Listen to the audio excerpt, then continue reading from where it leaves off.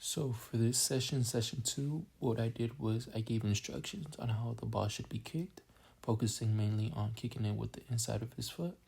When looking at David, in the previous session, we noticed that he would kick the ball with his toes. So a cue that I gave him so that he kicks it properly is to kick with the inside of his foot.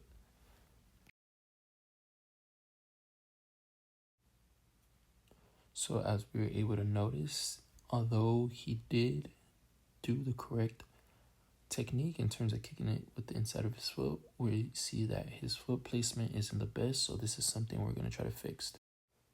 Okay, so for our next participant, Ezekiel, same thing we noticed with David. He would kick the ball with his toes.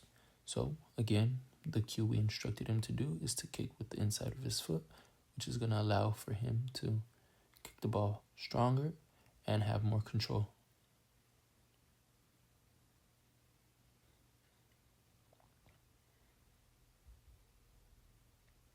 So again, here we were able to notice same thing with David. His foot placement isn't the greatest, so in the next session, that is something we're looking to better.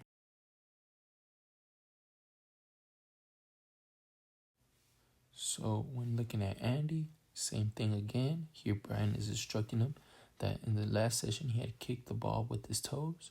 And again, the cue that we're giving him here is to kick with the inside of his foot, allowing for better contact. Here although he did try to kick with the inside of his foot, he completely missed it. So this is something that we're going to try to better in the next session.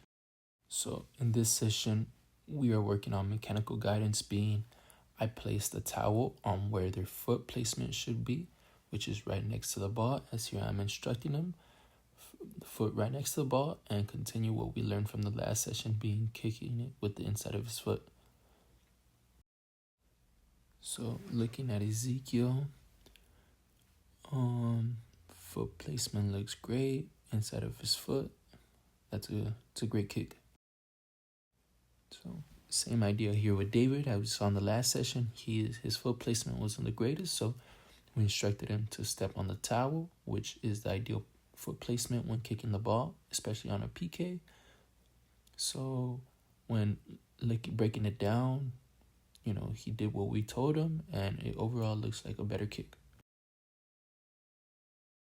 So same thing, same process with Andy. Another thing he struggled with, his foot placement here. Brian put a cone, and he's instructing him to where his foot placement should be and giving him cues in terms of doing what we previously did in the other session, which is using the inside of his foot. So when looking at Andy, although he did do as we instructed, which was keep the foot placement there, this isn't really a P kick. So in the next session, we're going to try to fix this and have him have a proper run up to the ball. Okay, so for this session, we did a cue checklist.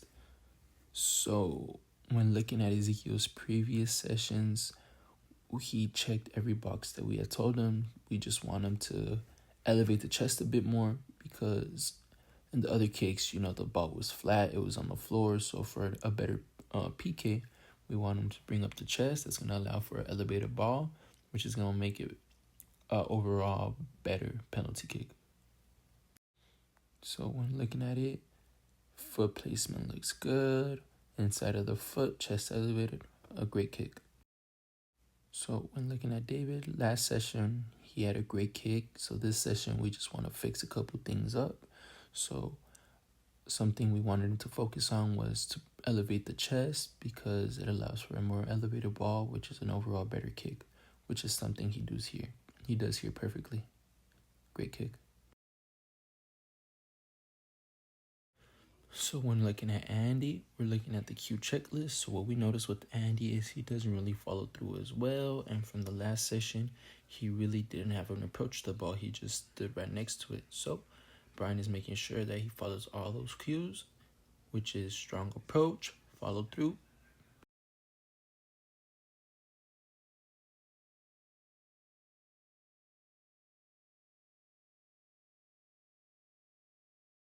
Here we see Andy starting his strong approach. As we see, he has it compared to last time. There's distance between him and the ball.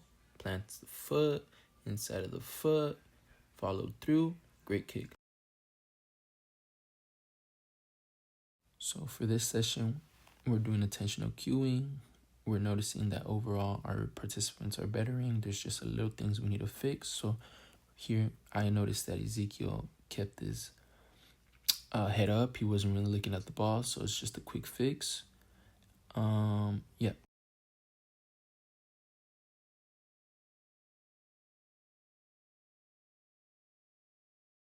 So here he's looking at the ball, keeping an eye on the ball.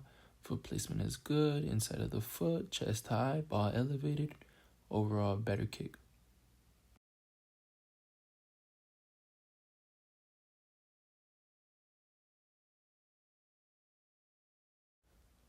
When looking at David, the only thing that I wanted him to bring attention to was his walk up, his approach to the ball. I wanted a stronger approach, which he did here. As we're able to see, stronger approach, foot placement inside of the foot, chest elevated, a better overall kick. Okay, when looking at Andy, Brian is just, giving him the cues because Andy just wanted to make sure it was the inside of his foot.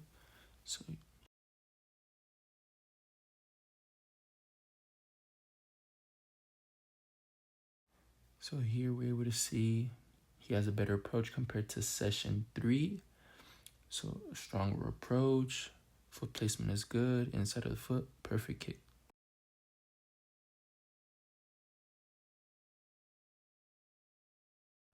So here's Ezekiel's penalty kick after the 5 sessions. Good approach, foot placement good, inside of the foot, chest up, great follow through. Overall, everything looks way better.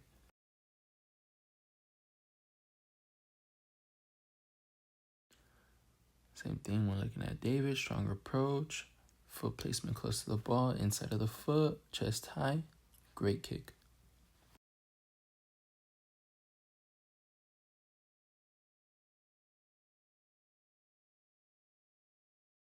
So when looking at Andy, he adopted this new routine, which we encourage. We want him to, find different ways to approach the ball.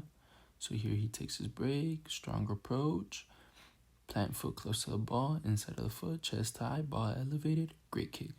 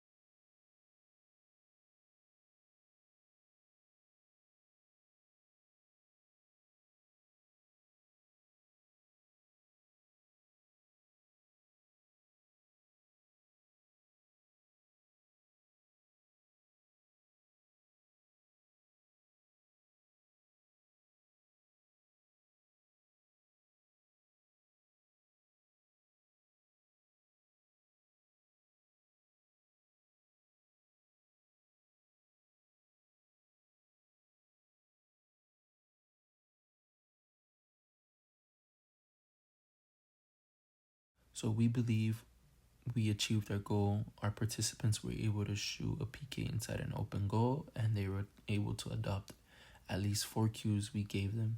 The more common ones being foot close to the ball, kicking with the inside of your foot, eye on the ball, chest high. Yeah, thank you.